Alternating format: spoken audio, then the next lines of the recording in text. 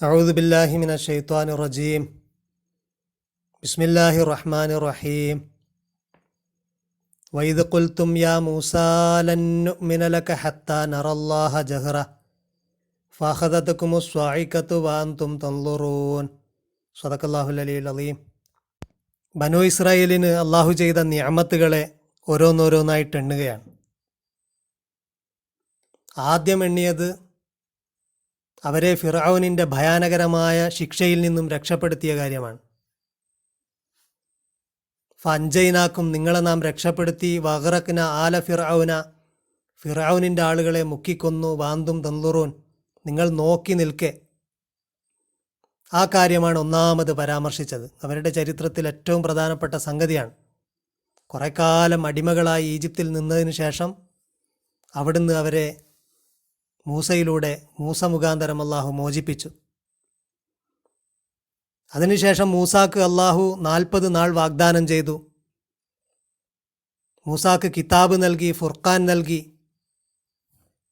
അവരുടെ ഏറ്റവും അടിത്തറ, അവരുടെ മതത്തിൻ്റെ ഏറ്റവും അടിസ്ഥാനപരമായിട്ടുള്ള സംഗതി അവരുടെ തോറയാണ്.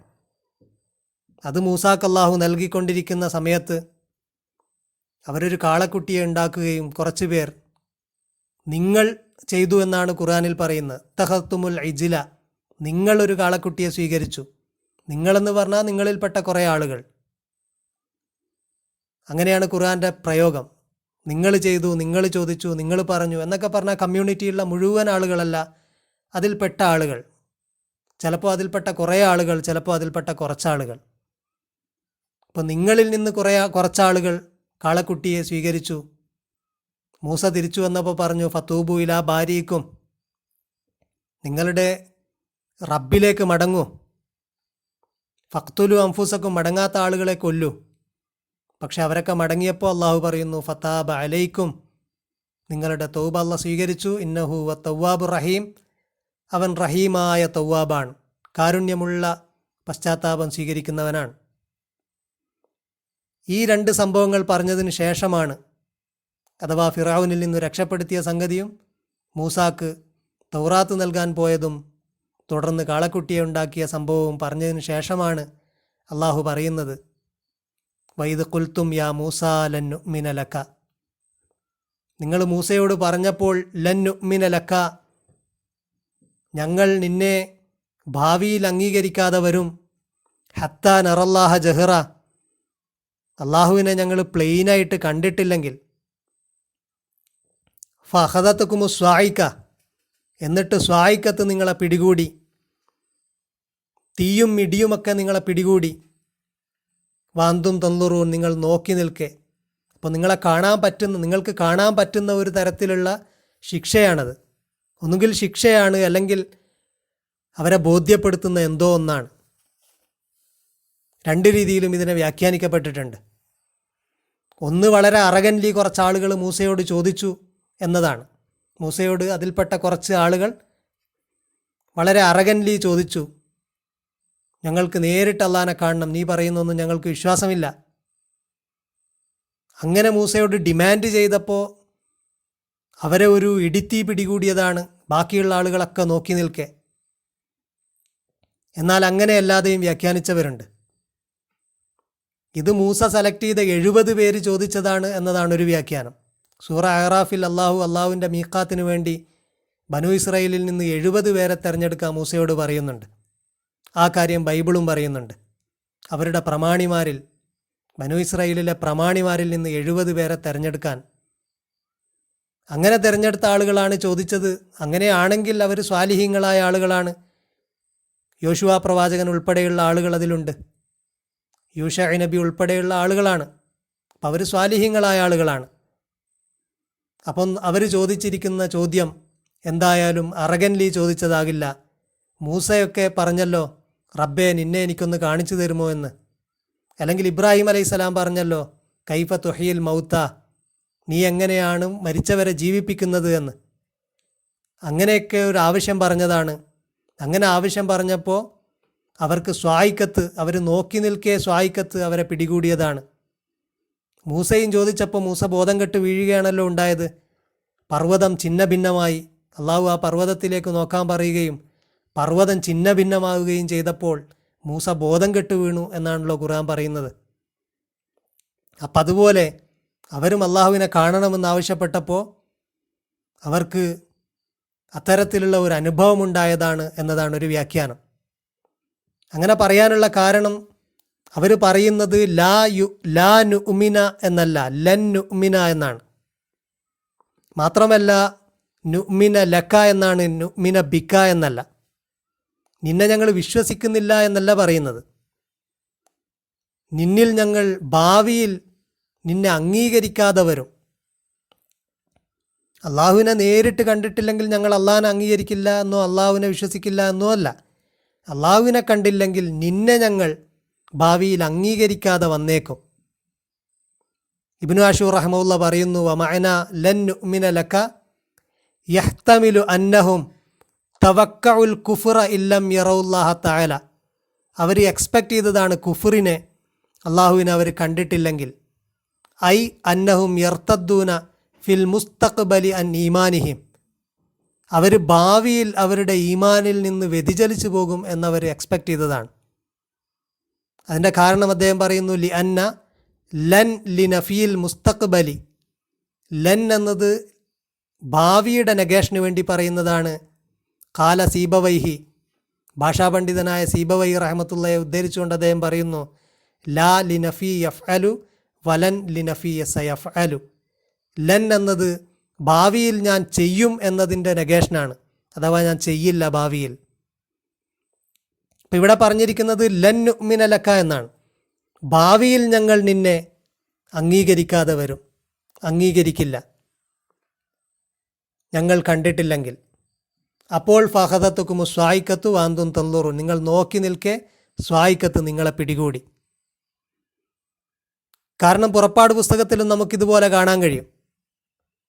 70 ആളുകളെ തിരഞ്ഞെടുത്തിട്ട് ആ 70 ആളുകൾ കണ്ട ഒരു കാഴ്ചയെക്കുറിച്ച് പുറപ്പാട് പുസ്തകത്തിൽ ഇങ്ങനെ പറയുന്നുണ്ട്. യഹോവയുടെ തേജസ്സും സീനായി പർവ്വതത്തിൽ ആവസിച്ചു. മേഘം 6 ദിവസം അതിനെ മൂടിയിരുന്നു. അവൻ 7-ാം ദിവസം മേഘത്തിൻ്റെ നടുവിൽ നിന്ന് മോശയെ വിളിച്ചു. യഹോവയുടെ തേജസ്സിൻ്റെ കാഴ്ച പർവ്വതത്തിൻ്റെ മുകളിൽ കത്തുന്ന തീ പോലെ ഇസ്രായേൽ മക്കൾക്ക് തോന്നി. അങ്ങനെ ഒരു കത്തുന്ന തീ പോലെയുള്ള ഒരു കാഴ്ച അവർ അനുഭവിച്ചു എന്ന് പറയുന്നു. അതേപോലെ പുറപ്പാട് പുസ്തകത്തിൽ വീണ്ടും പറയുന്നത്, ജനമൊക്കെയും ഇടിമുഴക്കവും മിന്നലും കാഹളധ്വനിയും പർവ്വതം പുകയുന്നതും കണ്ടു. ജനം അത് കണ്ടപ്പോൾ വിറച്ചുകൊണ്ട് ദൂരത്ത് നിന്നു എന്നാണ്. അതിനെക്കുറിച്ച് യഹോവ മോശയോട് ആദ്യമേ പറയുന്നതായിട്ട് പുറപ്പാട് പുസ്തകം പറയുന്നു, ഞാൻ നിന്നോട് സംസാരിക്കുമ്പോൾ ജനം കേൾക്കേണ്ടതിനും നിന്നെ എന്നേക്കും വിശ്വസിക്കേണ്ടതിനും ഞാനിതാ മേഘതമസ്സിൽ നിന്റെ അടുക്കൽ വരുന്നു എന്ന് അരുളി ചെയ്തു. അപ്പോൾ ജനങ്ങൾക്ക് കാണാൻ വേണ്ടി, ജനങ്ങൾ എന്നേക്കും വിശ്വസിക്കേണ്ടതിന് വേണ്ടിയിട്ടാണ് യഹോവ അങ്ങനെ പ്രത്യക്ഷനായത് എന്നും, അങ്ങനെ സീനായി പർവ്വതത്തിൽ അവർ യഹോവ തീയിൽ സീനായി പർവ്വതത്തിൽ ഇറങ്ങുകയാൽ അത് മുഴുവനും പുക കൊണ്ട് മൂടി. അതിൻ്റെ പുക തീച്ചൂളയിലെ പുക പോലെ പൊങ്ങി, പർവ്വതമൊക്കെയും ഏറ്റവും കുലുങ്ങി. പുറപ്പാട് പുസ്തകം 19-ാം അധ്യായം.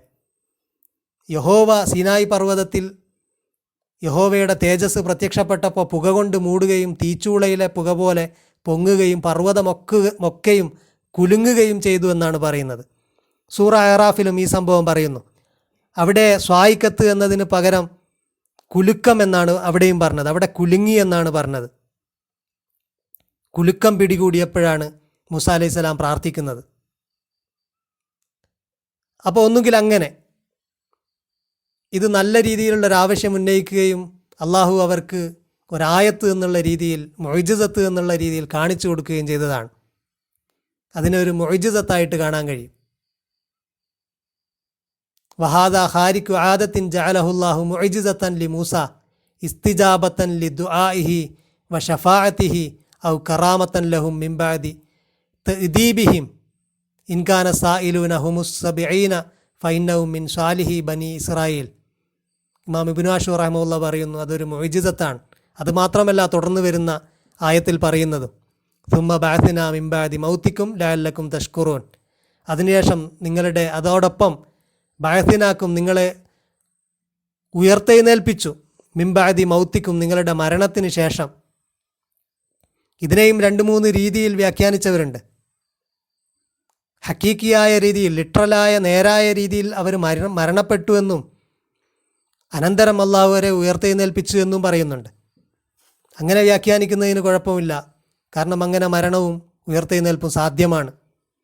അങ്ങനെ സാധ്യമാണ് എന്ന് വിശ്വസിച്ചു കൊണ്ട് തന്നെയും ഇത് മജാസിയായ അർത്ഥത്തിലാണ് എന്ന് പറഞ്ഞ പണ്ഡിതന്മാരുമുണ്ട്. ഉദ്ദേശിച്ചത് ബോധം കെട്ട് വീണതാണ്, അനന്തരം എഴുന്നേൽപ്പിച്ചു.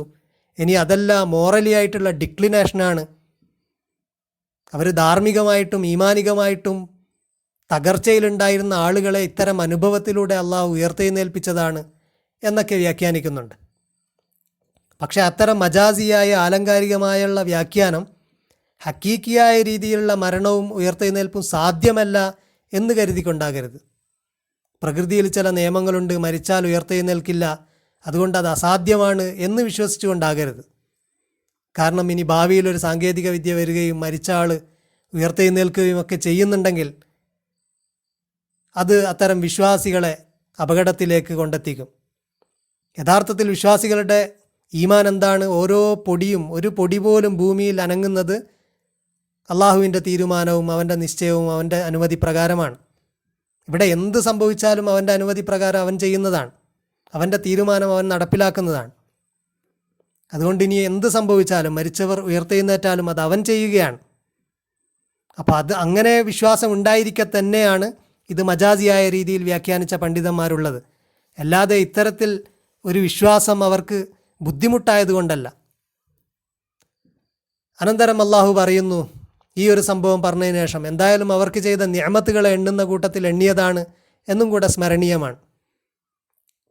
അതോടൊപ്പം അള്ളാഹു പറയുന്നു, വലല്ലൽന അലൈക്കുമുൽ ഗമാമ, നിങ്ങൾക്ക് മേഘത്തിൻ്റെ തണലിനെ നാം വിരിച്ചു തന്നു, മേഘത്തിൻ്റെ കുടയെ നിങ്ങൾക്ക് നാം വിരിച്ചു തന്നു. വൻസൽന അലൈക്കുമുൽ മന്ന വസൽവ, നിങ്ങൾക്ക് നാം ഇറക്കിത്തന്നു മന്നയും സൽവയും. ഈജിപ്തിൽ നിന്ന് യാത്ര പുറപ്പെട്ട ഇസ്രായേലർ സീനായി മരുഭൂമിയിലെത്തുന്നത് 3-ാം മാസത്തിലാണ്. 3 മാസം കൊണ്ടാണ് സീനായി മരുഭൂമിയിലെത്തുന്നതായിട്ട് ബൈബിൾ പറയുന്നത്. പിന്നീട് സീനായിൽ തങ്ങുകയും അവരവിടുന്ന് പുറപ്പെടുകയും ചെയ്യുകയാണ്. ഈ പുറപ്പെടുന്ന യാത്രയിലുടനീളം വളരെ ചുട്ടുപൊള്ളുന്ന വെയിലിൽ അള്ളാഹു മേഘത്തിൻ്റെ തണലവർക്ക് ഒരുക്കിക്കൊടുത്തു. ബൈബിളിൽ പറയുന്നു, അനന്തരം 2-ാം സംവത്സരം 2-ാം മാസം 20-ാം തീയതി മേഘം സാക്ഷ്യനിവാസത്തിന്മേൽ നിന്ന് പൊങ്ങി, അവരുടെ ടബർനാക്കളിൻ്റെ മേലെ നിന്ന് മേഘം പൊങ്ങി. അപ്പോൾ ഇസ്രായേൽ മക്കൾ സീനായി മരുഭൂമിയിൽ നിന്ന് യാത്ര പുറപ്പെട്ടു. മേഘം പാരാൻ മരുഭൂമിയിൽ വന്നു നിന്നു. അവർ പോകുന്നിടത്തൊക്കെ അവരുടെ കൂടെ മേലെ മേഘവും ഉണ്ടായിരുന്നു. അനന്തരം അവർ യഹോവയുടെ പർവ്വതം വിട്ട് 3 ദിവസത്തെ വഴി പോയി. യഹോവയുടെ നിയമപെട്ടകം അവർക്ക് വിശ്രാമസ്ഥലം അന്വേഷിക്കേണ്ടതിന് 3 ദിവസത്തെ വഴി മുമ്പോട്ട് പോയി. പാളയം പുറപ്പെട്ടപ്പോൾ യഹോവയുടെ മേഘം പകൽ സമയം അവർക്കുമീതെ ഉണ്ടായിരുന്നു. അപ്പോൾ ദൈവത്തിൻ്റെ, അള്ളാഹുവിൻ്റെ തണൽ അവരുടെ യാത്രയിൽ അവർക്ക് മീതെ ഉണ്ടായ സംഭവമാണ്. ഒരുപാട് സ്ഥലത്ത് തോറയിൽ പറയുന്ന കാര്യമാണ്. ഖുർആൻ തോറയിലൊക്കെ വിശദീകരിച്ച് പറയുന്നത് ഒരൊറ്റ സെൻറ്റൻസിൽ ഒതുക്കി അവരെ ഓർമ്മിപ്പിക്കുകയാണ്. അള്ളാഹു അങ്ങനെ അവരുടെ യാത്രയിൽ അവർക്ക് മേഘത്തിൻ്റെ തണൽ നൽകി. അതോടൊപ്പം അള്ളാഹു പറയുന്നു, അവർക്ക് മന്നയും സൽവയും നൽകി.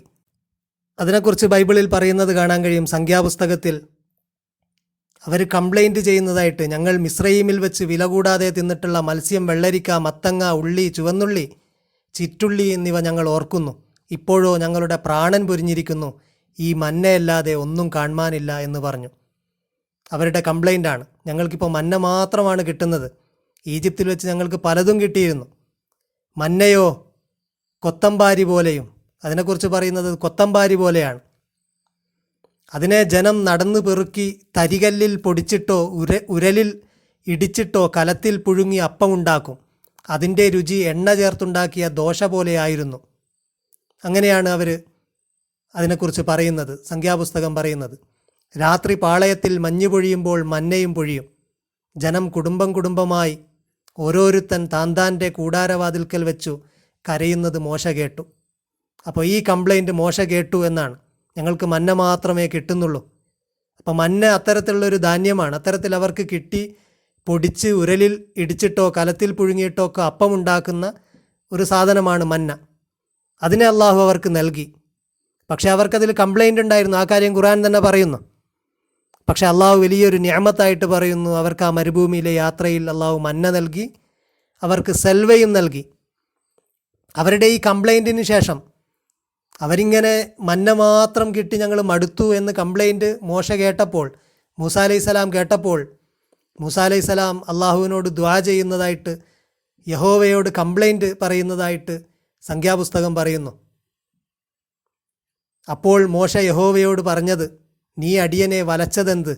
നിനക്ക് എന്നോട് കൃപ തോന്നാതെ ഈ സർവ്വജനത്തിൻ്റെയും ഭാരം എൻ്റെ മേൽ വെച്ചതെന്ത്? മുലകുടിക്കുന്ന കുഞ്ഞിനെ ഒരു ധാത്രി എടുക്കുന്നത് പോലെ ഞാൻ അവരെ നീ അവരുടെ പിതാക്കന്മാരോട് സത്യം ചെയ്ത ദേശത്തേക്ക് എൻ്റെ മാറത്തെടുത്തുകൊണ്ട് പോകണമെന്ന് എന്നോട് കൽപ്പിപ്പാൻ ഈ ജനത്തെയൊക്കെയും ഞാൻ ഗർഭം ധരിച്ചുവോ? ഞാൻ അവരെ പ്രസവിച്ചുവോ? ഈ ജനത്തിനൊക്കെയും കൊടുപ്പാൻ എനിക്ക് എവിടെ നിന്ന് ഇറച്ചി കിട്ടും എന്ന് പറഞ്ഞുകൊണ്ട് അവർ ഇറച്ചി ആവശ്യപ്പെട്ടുകൊണ്ടേയിരിക്കുമ്പോൾ മൂസ അലൈഹിസ്സലാം യഹോവയോട് ദുആ ചെയ്യുന്നതായിട്ട് ബൈബിളിൽ പറയുന്നു.